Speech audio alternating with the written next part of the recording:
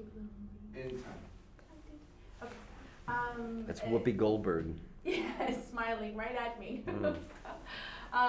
Well, congratulations. Thank you. As a parent, I thought it was a very cute little movie. And It's pure and good, isn't it? It's very pure. It's a G with an exclamation mark, Yeah. which is nice to see for a change. Talk to me a little bit about the story's message that it has, and obviously, I would say this is probably for not it's a younger film, maybe like not the 12, 11. Well, I'm with you.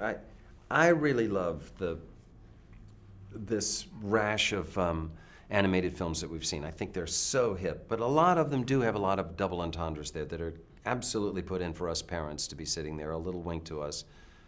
And I appreciate them, but I can see that some parents would say, how about one for the kids, that, Daddy, why is that funny? Eat me? You got to answer that question.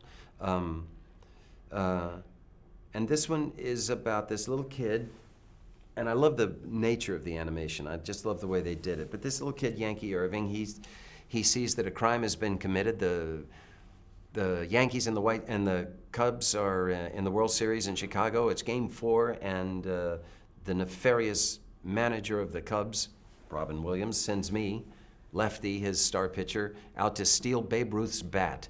And Yankee saw the crime, and there's this cross-country chase to get the bat back and get it into Babe's hands so that the Yankees can win the World Series. And sort of the theory of the thing, and it's so appropriate because Chris Reeve started this thing, and Dana finished it. It's so appropriate because the theory is, if it's right, if it's the right thing, and it's worth doing, well then don't stop, don't give up. Figure it out. Keep swinging, figure it out, never give up. And I love that story. And I really identify with this kid, Yankee Irving, because I love sports, I always loved them, and I just stunk to high heaven. I was never on a team. I was the last guy chosen. So you're like, see, I feel your pain. I felt his pain. That's right. I will join the movie. Have your kids watched the film yet? No, not yet. Oh, okay. But they kind of knew what role you were playing. I think I might cannibalize this story and tell it as a bedtime story. That's the way it started, so why not? Yeah. And I'll just explain it later when they see the film. Daddy, what's plagiarism? Well, you see, now talk to me specifically a little bit more about your character, and what was it like, kind of like playing this bad character in such a good film, Yeah. if that makes sense. Well, bad guys are fun. And I gotta say, it's Robin Williams' fault. It's not Lefty's fault, okay? Because all Lefty wants to do is pitch in the World Series. And Robin said, you gotta go steal the bat. But he's a bad guy, but he gets his comeuppance, and I like that. I love the slapstick in the thing. I love the fact that a grown-up is doing battle with a 9-year-old and losing. Kids will love that story. I was very gratified that the Booger Ball made it into the film. I don't think that was in the original. It was just, there was a spitball, and in one of the recordings I said, let me do a real spitball, and I did about 20 minutes of and the producers fell about. They were laughing so hard, and I always think of the moment when the animators had to animate snot on a baseball. Where do you go for what does snot on a baseball look like? Yeah, how exactly would you visualize that? We're running short of time, and we are also doing a story on Toronto, and I know you've been there quite a few times. Mm-hmm. Just wondering why you see maybe Toronto as a special place for its film festivals. What makes it unique?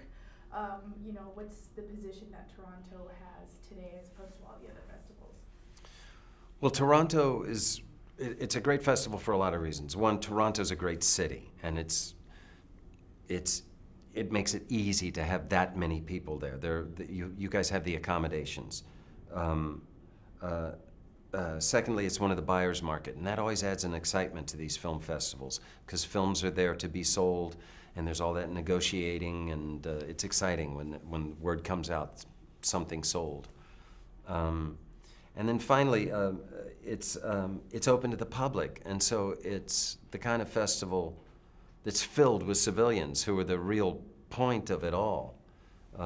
It's real easy for Hollywood types to sell to Hollywood types, and it's easy for us to forget who we're making these films for. It's easy for us to forget that the audience is smarter than we are the best day we were born. They're never wrong, and they're smart as whips. And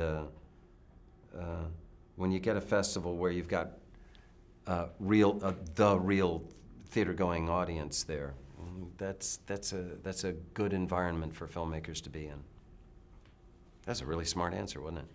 That was definitely the best one I've had so far. Where do you live? Do you live in LA? LA. Yeah.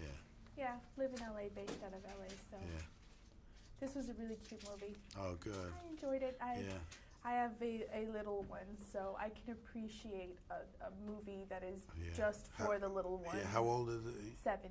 A boy or girl? Girl. Girl. Yeah. Yeah. I watched the movie yesterday for the first time with my kids, and it was a great experience. You know, I just love seeing them laugh, you know, and have a good time. And, you know, it's different than some of the other movies I made. I can't sit down, hey, kids, let's watch Misery, you know. Can't do that. But this is that one of the reasons I wanted to do the movie was that I got a chance to make something that all my kids can see and the family can watch. And a lot of there's kind of like this big animation. We're already?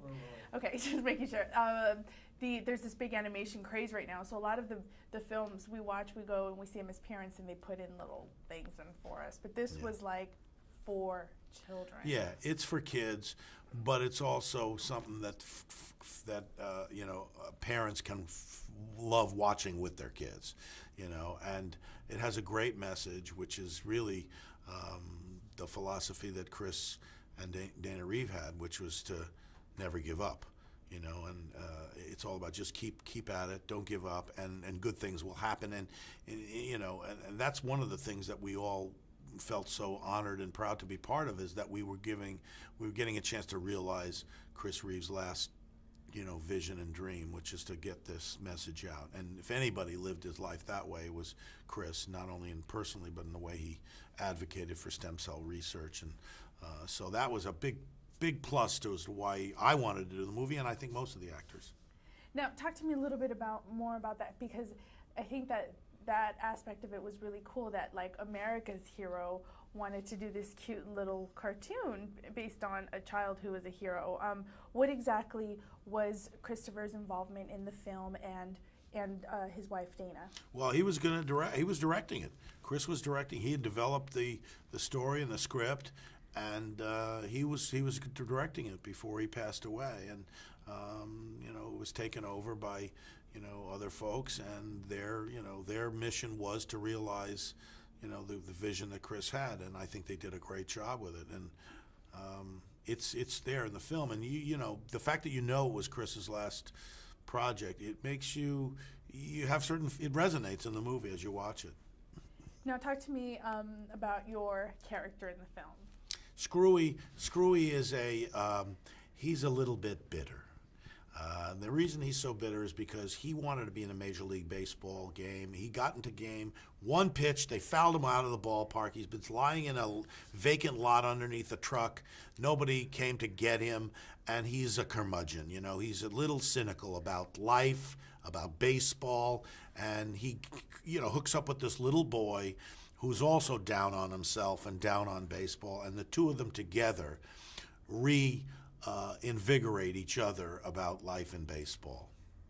Were you big on baseball growing up? Absolutely. Huge baseball fan as a kid growing up, and even now. I mean, I love baseball, and I've seen hundreds and hundreds of baseball games, and so this was a great opportunity for me. You're like, yes, now I get to be the actual ball. Yes, I get to be the ball, and I get to give balls a good name, because, you know, balls have been... you know, people have been down on baseballs. During that whole period where everybody was taking the steroids, the balls were flying out of the ballpark during Sammy Sosa, Mark McGwire. Everybody said the balls are juiced. The balls are juiced. They got a bad rap because now we know the players were juiced. And the balls took it on the chin for that. And I'm just here to say, you know, we want to elevate the profile of the ball. There you go. I have one final question on the film. Did you get to interact with a lot of the other, because the film has a lot of great actors. Film has great actors. Whoopi Goldberg is Robin Williams is William Macy, Mandy Patinkin, all these great actors, Brian Dennehy. I saw none of them. I talked to none of them. I sat in a room by myself, and I made up stuff, and they gave me things to say, and I improvised, and it came out the way it did. It was fun, actually. I actually had fun. Even though I didn't get to interact with people, it was kind of fun just being in that environment where you could make up anything. I have one quick question for you about Toronto film festivals, because I know that's something that you have been to many times. And we're doing a story on why Toronto is a special film festival and what makes it unique, what makes it to stand out, what is its position today as opposed to all the other film festivals that are out. Well, it's interesting because when I first went to the Toronto Film Festival, it was 1987. It was The Princess Bride. I'd done a film called The Princess Bride, and it played there. And there weren't this proliferation of festivals at that time. There was the Cannes Film Festival, there was Venice, there was Toronto, and one or two others.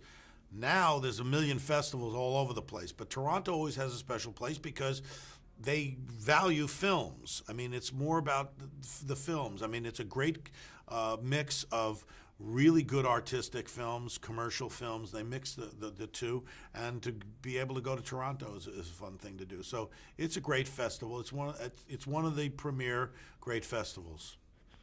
Very good. Thank you very much for